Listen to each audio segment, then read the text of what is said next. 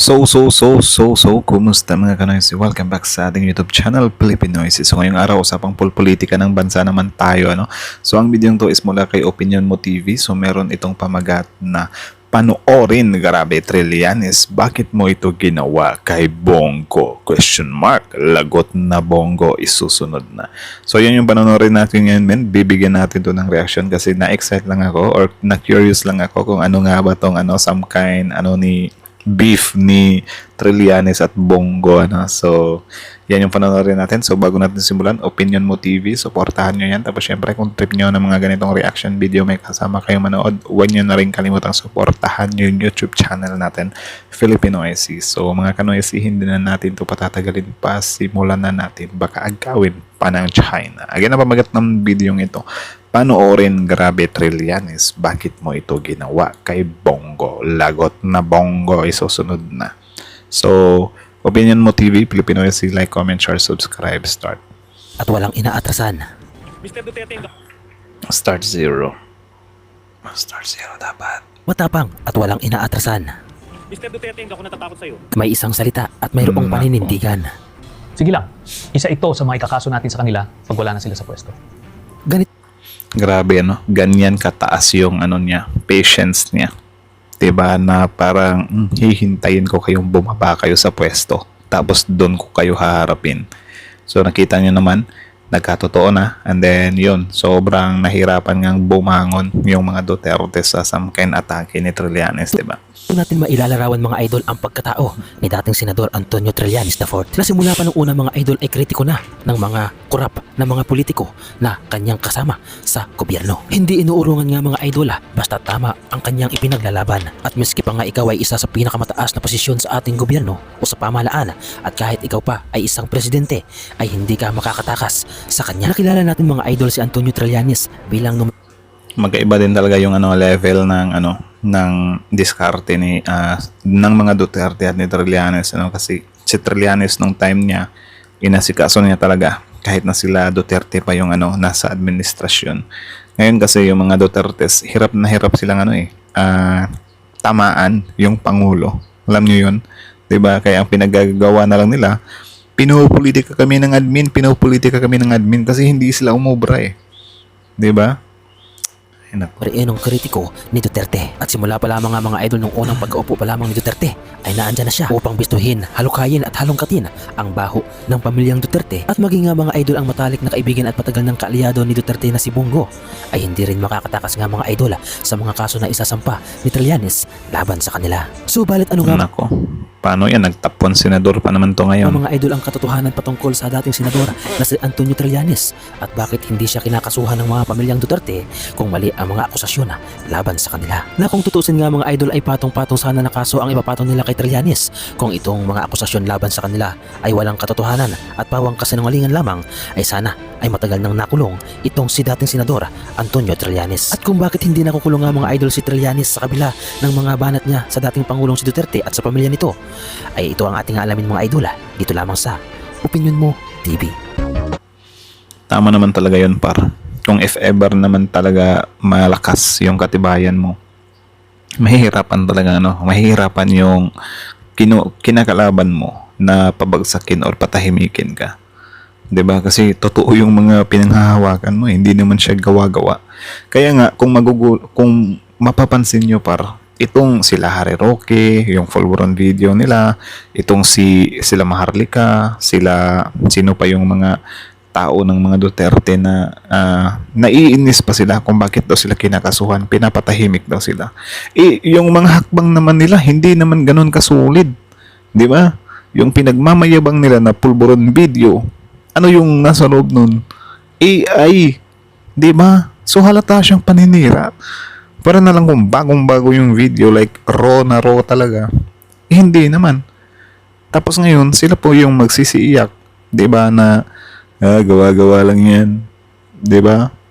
Tapos kapag kakasuhan na, 'di ba? Nagsisiiyak. No, kita niyo si Trillanes, inaatake mismo yung admin ng mga Duterte dati. Hindi nakaimik. 'Di ba? Kayo kasi hindi nyo inaayos yung mga ebidensya nyo, or siguro hanggang intriga lang talaga kayo. Yan din yung ginagawa ni ano ngayon, Sara Duterte.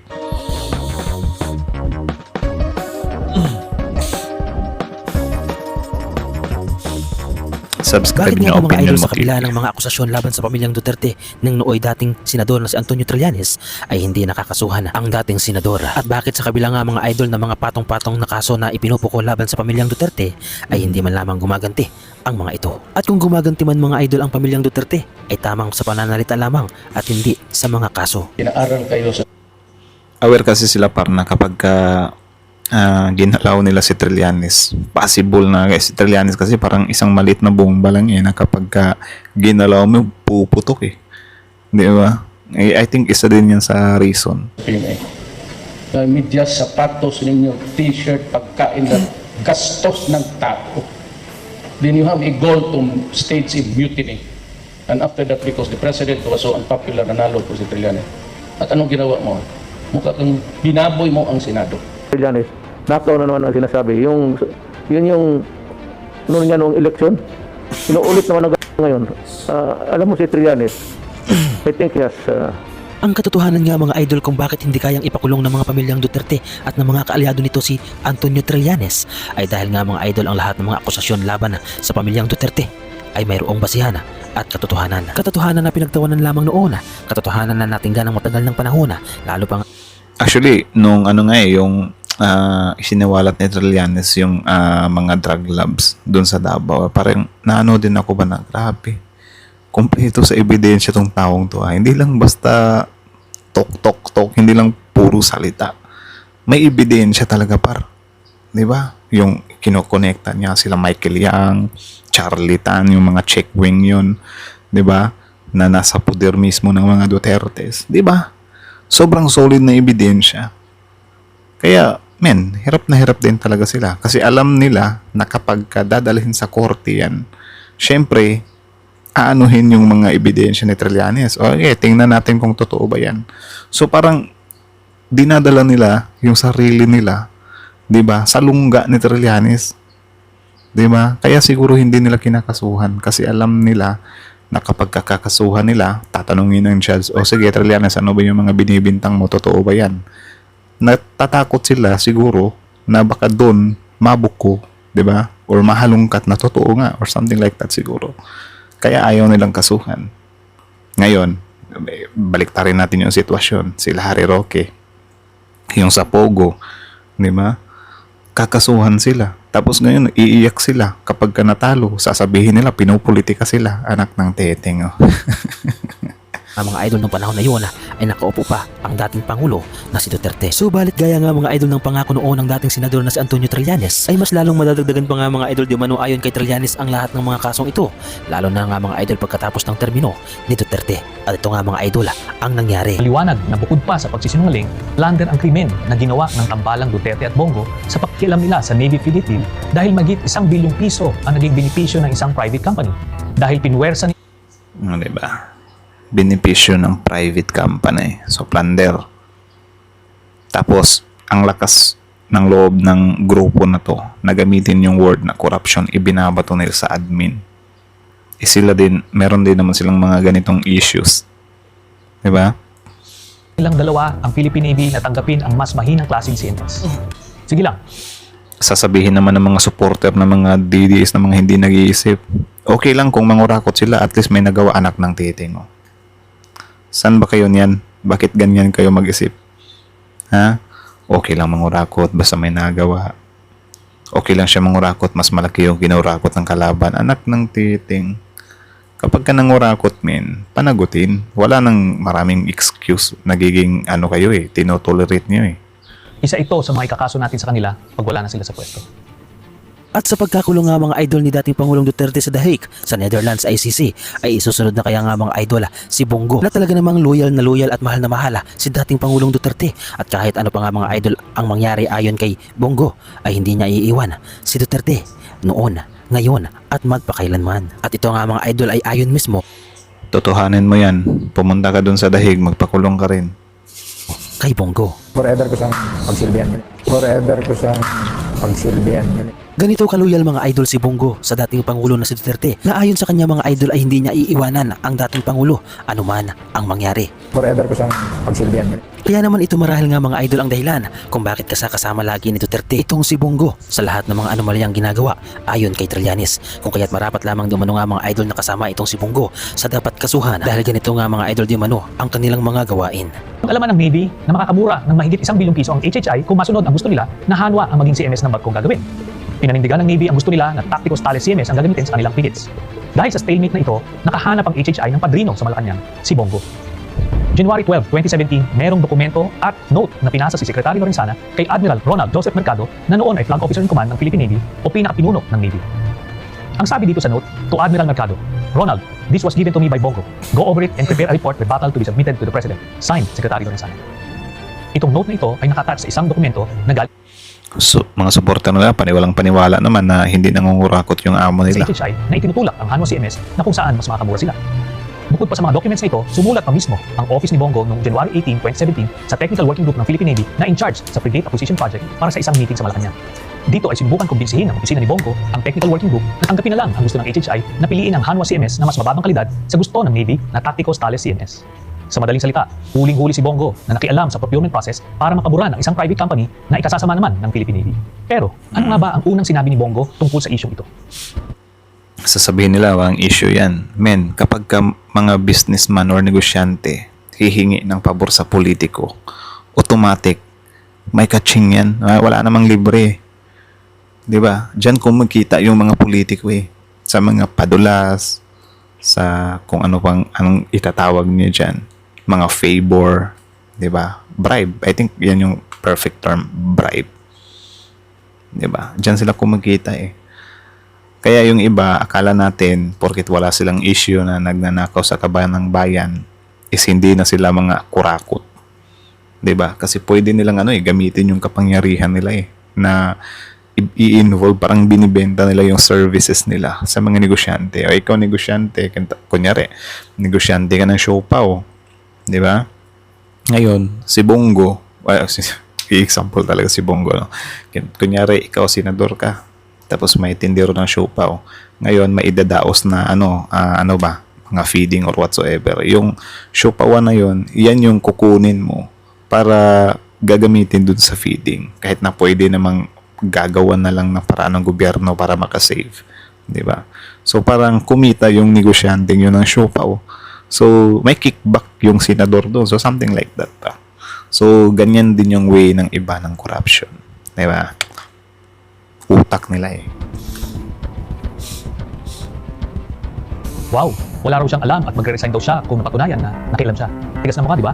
Kinalaunan, nagkabistuhan din dahil kinumpirma mismo ni Secretary Lorenzana na galing nga kay Bongo ang mga dokumento in behalf of HHI. Hindi lang yan, Nako. mismo si Duterte na ang umamin na siya ang nag-utos kay Bongo na makialam para sa South Korean company. There was this Korean who represented this and he was complaining why there is as yet no order to deliver na nanalo sila. So yung letter niya, binigay ko kay Bong, give it to legal. So legal, referred it to Lorenzana. So nasulat siya doon sa ano. Hindi pa natapos dyan ang opera. O, diba? Inamin din. So, ngayon, ang lakas din ng loob ninyo na gamitin yung word na sinungaling. Binabato nyo sa Pangulo. Sinabi ng Pangulo daw dati na hindi makikialam yung ICC or hindi pa papasukin ng ICC. Ano yung claim ng mga DDS? Sinungaling ka na Pangulo. Diba? Isa kang sinungaling. Like, big deal sa kanila yung sinungaling. Tapos ito naman, sila FPRD dati. Nagsisinungaling din naman sila. Bakit may komento ba dito yung mga DDS? Wala. Idol nila to eh. Binanggit ulit ito ni Duterte sa kanyang 2019 State of the Nation Address. Yung Koreano na napagbili ng barko to sold the ship to the Philippine government went to Malacanang just to complain. Why is it that there is no request for delivery? So I told Bong, ayusin mo yan. He went to Lorenzana and Lorenzana nagsulat siya. Kaya napaamin din si Bongo sa Senate hearing. Inendorso lang naman daw niya sa tamang ahensya ang reklamo dahil parte ito ng anti-corruption program ng Duterte. We are being castigated for endorsing a complaint to the proper agency.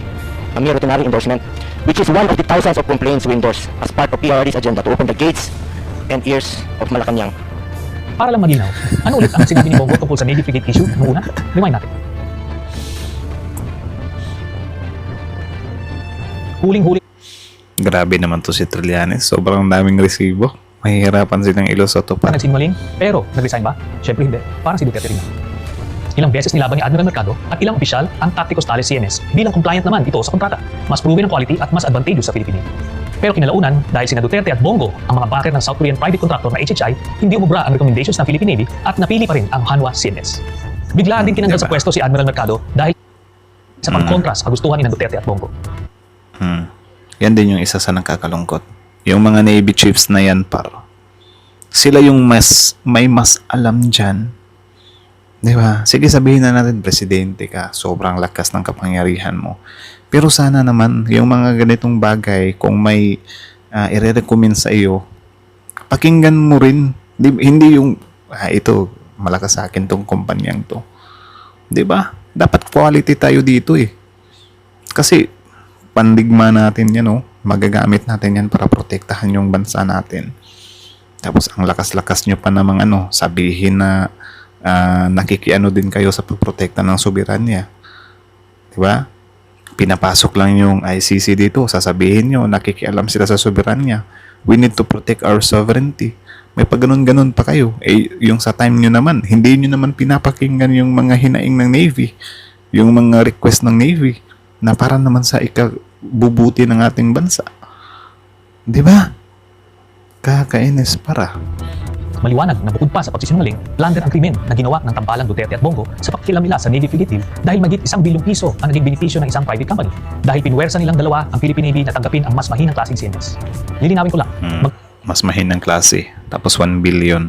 Nak ng top. Naging proyekto itong frigate acquisition project na na-initiate ng Aquino administration. Ang mga frigate na ito ang magiging pinakamoderno at pinaka-powerful na barko ng ating Navy. Kahit papaano, maaari ito magamit sa pagbantay ng West Philippine Sea at sa pagdepensa ng ating teritoryo. Pero kung hindi sana ito pinakilaman ni Duterte at Bongo, di hamak na mas naging primera klase pa ang mga barko ito. Sige lang, isa ito sa mga ikakaso natin sa kanila pag wala na sila sa pwesto. Ayan, harapin nyo. So, titingnan natin to. Sana mabuhay itong ulit. Diba? Grabe. At ito nga mga idol ang mga dahilan kung bakit hindi kayang pabagsakin ng pamilyang Duterte itong si dating Senador Antonio Trillanes dahil lahat ng mga akusasyon laban sa mga pamilyang Duterte ni Trillanes ay mayroong mga dokumento, mayroong mga basihan at mayroong mga matibay na ebidensya. Katulad na lamang mga Yun idol lang. ng magkaparehong kaso na isasampa ni Trillanes ay ang plunder na kinakakasakutan pa rin nga mga idol ni Duterte at ni Bongo. Pag-uusapan natin ang pagnanakaw ni Duterte at Bongo sa Kaban ng Bayan. Ito ay maliwanag na patong-patong na kaso ng plunder na umaabot sa 6 Parang nagtitrivia lang eh. Pag-usapan natin, yung inano nila Duterte, nagpagalan sa Kaban ng Bayan. Ng 6 billion pesos. At dahil nga mga idol sa mga matibay na ebidensya na may hawak si Antonio Trillanes ay tila wala na nga mga idol lusot ang dalawang magpartner na si Bongo at si Duterte. Noong 2018 ay naglabas ang PCIJ at Rappler ng report na nakakuha ng government contracts amounting to billions of pesos ang mga construction companies ng tatay at half-brother ni Bongo. Lahat ng mga projects na to, take note, ay sa Davao Region lang. Dahil dito, nagpasa ako ng Senate resolution para imbestigahan ito. Humingi ako ng mga dokumento sa DTI at COA para mapag-aralan kung totoong may mga anomalya sa mga transaksyon ito. Ito ang mga nakita ko. Base sa records ng DTI, ang CLTG Builders ay pagmamayari ni Mr. Desiderio Lim na tatay ni Bongo. By the way, ang CLTG ay initials din ng buong pangalan ni Bongo na Christopher Lawrence Tesoro Go. Ang Alfredo Builders and Supply naman, ayon din sa DTI, ay pagmamayari ni Alfredo Amero Go. Siya ang half-brother naman ni Bongo. Base sa mga Diba? Yan din yung isa par sa pangit kapag mayroong political dynasty. Kasi pwedeng ma-abuse yung power eh. Diba? Tapos ito kay Bongo naman, sabihin natin na siya lang yung politician sa family nila. Ano pa rin, kita nyo, nilakad yung business nila. Diba? Parang yung business nila ba na put in place, ganun. Diba? Sobrang smooth na lang ng transaction. Diba? Kapag mahirap ka, or kapag individual ka, hindi ka bibigay ng mga ganyan-ganyan. Sobrang tagal i-process yung mga documents mo. Pero sila, kita nyo, na ipoprocess agad. Diba? Kung totoo itong mga sinasabi ni Trillanes dito, mas nakakakilabot pa to. Nag-top 1 senador to eh. COA documents, nakakuha ng 125 projects ang CLTG mula March 25 hanggang May 2018 na umaabot sa 4.89 billion pesos ang halaga. In 2017 alone, nakakuha ng 27 projects ang CLTG worth 3.2 billion pesos. Again, lahat ng projects na ito ay located sa Davao City or Davao Region lamang. Ang ilan sa pinakamalalaking kontrata ng Alfredo Builders ay nagkakahalagang 181.5 million, 140 million, 132.5 million, 108 million at 93 million pesos na lahat ay pang-concreting o road widening. Pag itotal ang mga projects na nakuha ng tatay at half-brother ni Bongo, ito ay aabot sa 6.6 billion pesos. Oo, tiba, naging bilyonaryo pa nga. Diba? Tapos sasabihin nyo, sobrang banal ng administrasyon nyo. Diba? Tapos kapag harap-harapan naman, for example, yung extrajudicial killings, sasabihin nyo lang, shit happens ng teteng. Oh. Kapag ka sa inyo, papabor, wala talaga kayong pake. Specifically, 1.5 billion pesos nung mayor pa lang si Duterte sa Davao City, habang 5.1 billion pesos worth of projects naman ang nakuha ng pamilya ni Bongo nung unang 2 taon pa lamang na pagkapresidente ni Duterte. Pareho ding B-license lang ang hawak ng 2 kumpanya, pero nakakuha sila ng malalaking proyekto. Bawal po ito. Kaso, naikutan nila ang requirement na to dahil pumapasok sila sa joint venture arrangements sa mga kumpanyang may AAA license, pero kung titignan natin ang mga kontrata nila with DPWH, mismo ang tatay ni Bongo na si Desiderio Go ang identified na kontraktor at siya pa rin ang nakapirma dito. Ganun din sa kontrata ng Alfred Grabe. Nagpapayaman din pala talaga sila, no? Gamit kapangyarihan. Iba din. Kala mo talaga mga Builders, mismong half-brother ni Bongo na si Alfredo Go ang identified as contractor ng project at siya rin mismo ang nakapirma rito. Kung totoo man mga idol ang mga akusasyon na ito ni Trillanes, ay totoo nga mga idol ang anomalya na ginagawa ni Duterte at ng kanyang alalay na si Bongo. Grabe pala talaga mga idol ang mga nangyaring korupsyon noong panahon ni Duterte. Kaya naman pala lumobo ang utang ng ating bansang Pilipinas dahil dito. Samantala, ano nga ba mga idol? Diba? If ever totoo to, possible. Isa rin to sa problema kung bakit lumobo yung utang. Tapos ngayon, ang lalakas din ng loob nila na questionin yung utang ng Pilipinas. Nung time nila, grabe din naman. Diba? Idol ang mga nakasaad sa batas na ipinagbabawal ang ganitong klaseng sistema sa larangan nga mga idol ng pagbibigay ng mga proyekto. At ang lahat ng ito nga mga idol ay sasagutin ng dating senador na si Antonio Trillanes na napakaraming naipasang batas noong panahon na siya ay nakaupo pa bilang senador. Especially ganyan, mga kapamilya mo pa yung nakikinabang, di ba? Ngayon, ano naman ang mali dito? Marami.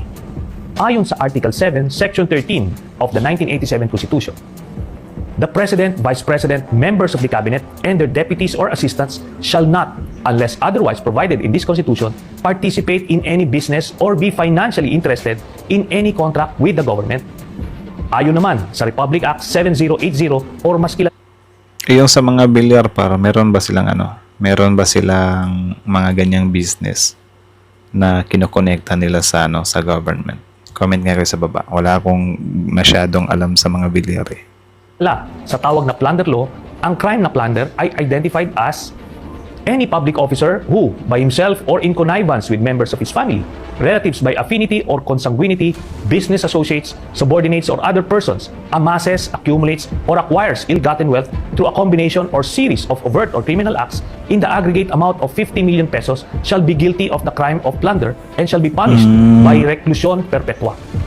In the same law, ill-gotten wealth is defined as any asset, property, business enterprise, or material possession of any person acquired by him, directly or indirectly, through dummies, nominees, agents, subordinates, and or business associates, by receiving directly or indirectly any commission, gift, share, percentage, kickbacks, or any other form of pecuniary benefit from any person and or entity in connection with any government contract or project, or by reason of the office or position of the public officer concerned.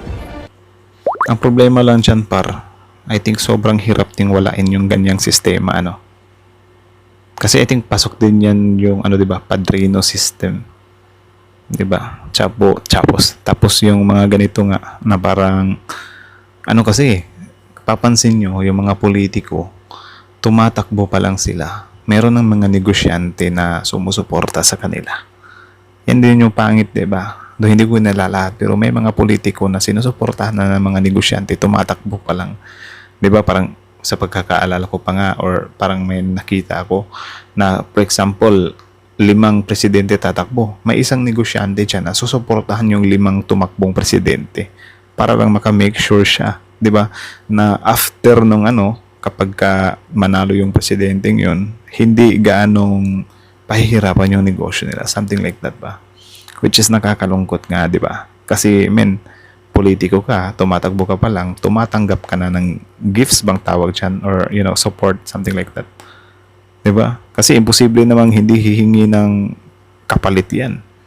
Yun, free lang. Well, meron sigurong ganyan pero bihira lang. 'Di ba? Na tumatanaw ng utang na loob. Also, by taking undue advantage of official position, authority, relationship, connection, or influence to unjustly enrich himself or themselves at the expense and to the damage and prejudice of the Filipino people and the Republic of the Philippines.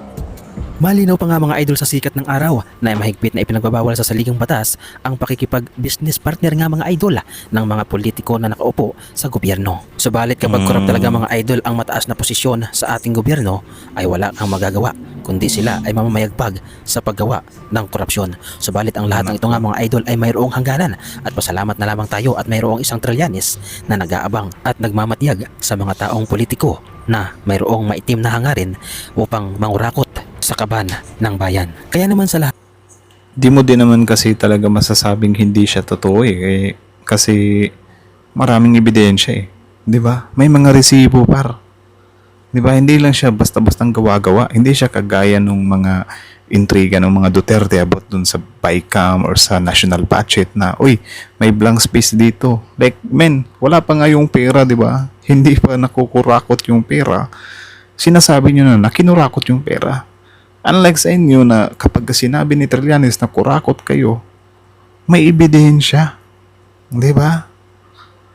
Sobrang laking pagkakaiba talaga par. Like, at nga mga idol na mga politiko lalo na sa mga mataas na posisyon sa ating gobyerno ay marapat lamang na ganito ang inyong sapitin. Sampahan din ng patong-patong na kasong plunder na ginawa ni Trillanes sa magpartner na si Bongo at si Duterte. Kaya naman pala mga idol hindi makaganti ng kaso itong mga Duterte kay Trillanes ay dahil nga mga idol totoo ang mga aligasyon ni Trillanes laban sa mga Duterte.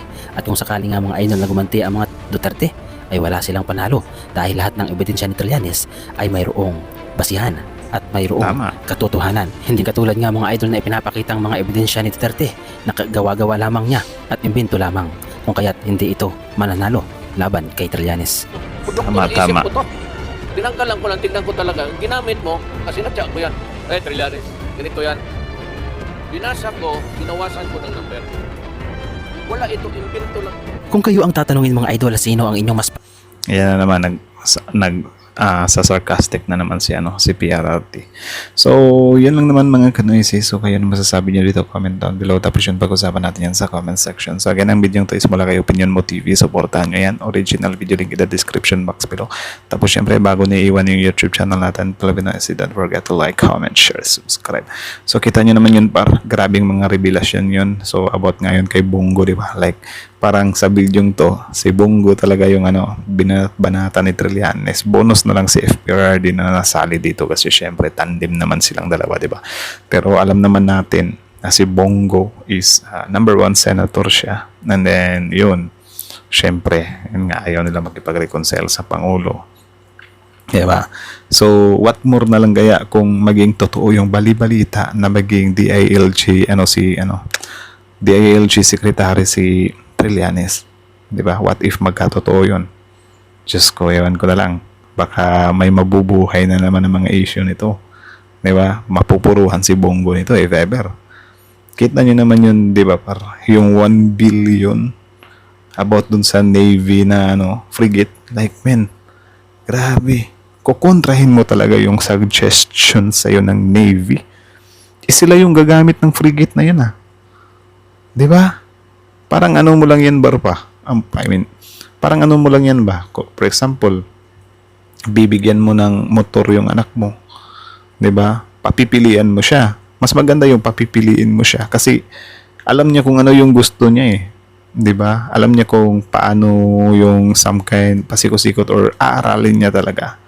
'Di ba? Unlike kung ikaw yung masusunod or sige sabihin natin na meron talagang ganyan na parents yung masusunod kapag ka-tight budget. Pero if ever na kaya mo namang bilhin lahat, tapos ngayon nag-request sa'yo yung anak mo na ito yung bilhin, tapos ang bibilhin mo yung gusto mo, di ba?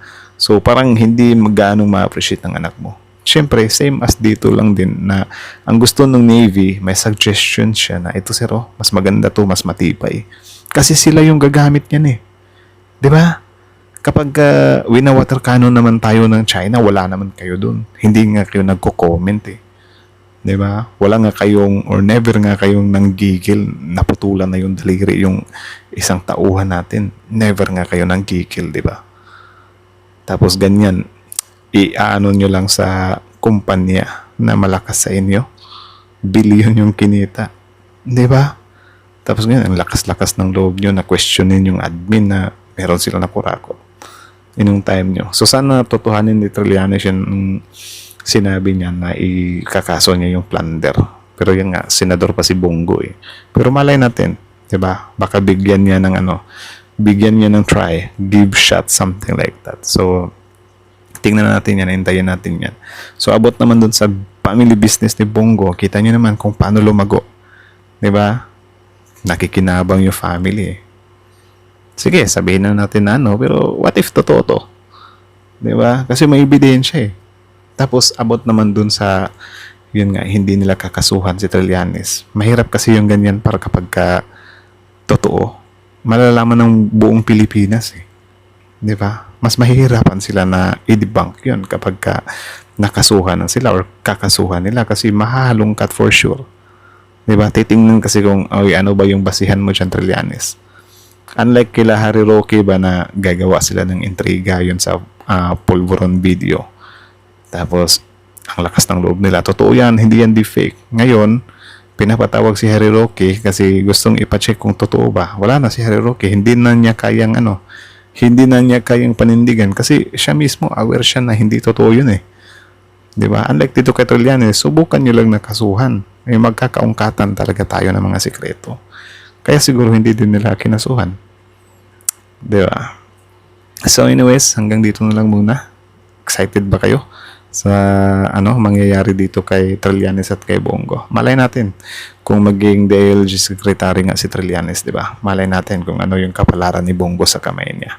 So, excited na ako sa part na yan. So anyways, hanggang dito na lang muna. Comment down your opinion below kung ano yung masasabi nyo about dito. And then, yeah, that's it. Thank you so much for watching Filipinoises. Opinion Mo TV, Filipinoises, like, comment, share, subscribe. Filipinoises out.